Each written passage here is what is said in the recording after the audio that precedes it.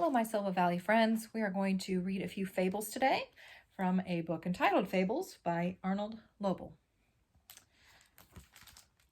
Our first one is called King Lion and the Beetle. King Lion looked in the mirror. "What a beautiful and noble creature I am," he said. "I will go forth to show my devoted subjects that their leader is every inch a king." The king put on his robes of state, his large jeweled crown, and all of his gold and silver medals. As he walked down the roads of his kingdom, everyone who saw him bowed to the ground. "Yes, yes," said King Lion, "I deserve this respect from my people, for truly I am every inch a king." There was a tiny beetle standing near the road. When the king saw him, he cried, "Beetle, I command you to bow low before me." "Your royal majesty," said the beetle, "I know that I am small, but if you look at me closely, you will see that I am making a bow." The king leaned over. "Beetle," he said, "you are so hard to see down there. I am still not sure that you are bowing." "Your majesty," said the beetle, "please look more closely. I assure you that I am indeed bowing."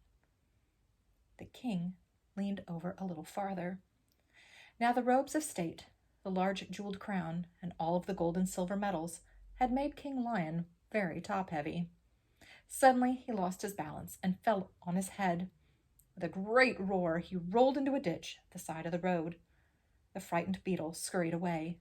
From head to foot, every inch of King Lion was covered with wet mud. The moral: it is the high and mighty who have the longest distance to fall.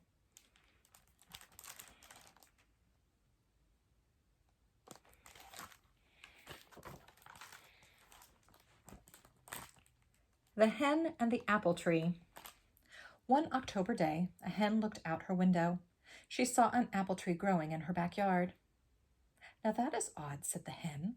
"I am certain that there was no tree standing in that spot yesterday." "There are some of us that grow fast," said the tree. The hen looked at the bottom of the tree.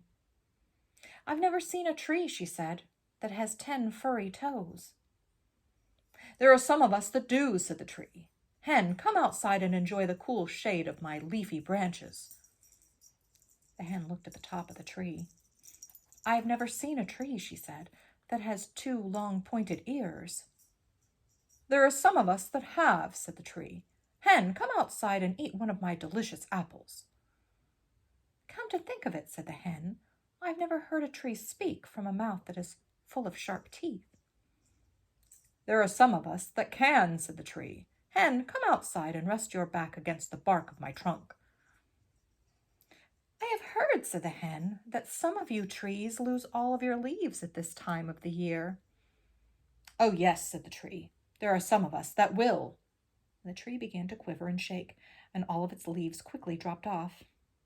The hen was not surprised to see a large wolf in the place where an apple tree had been standing just a moment before.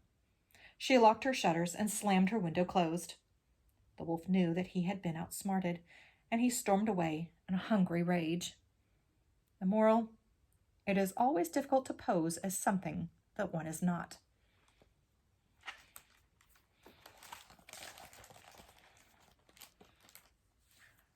The Camel Dances.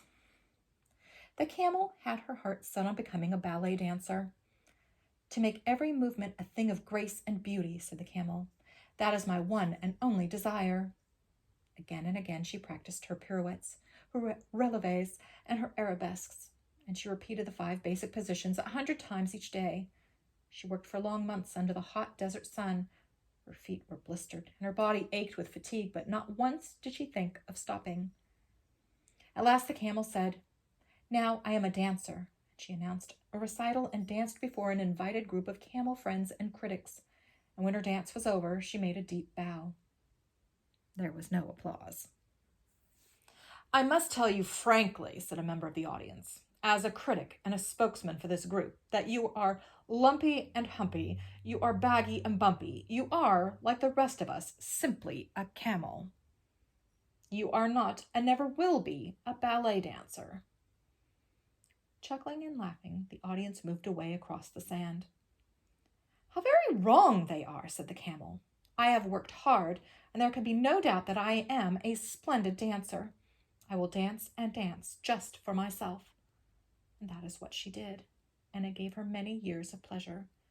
The moral, satisfaction will come to those who please themselves.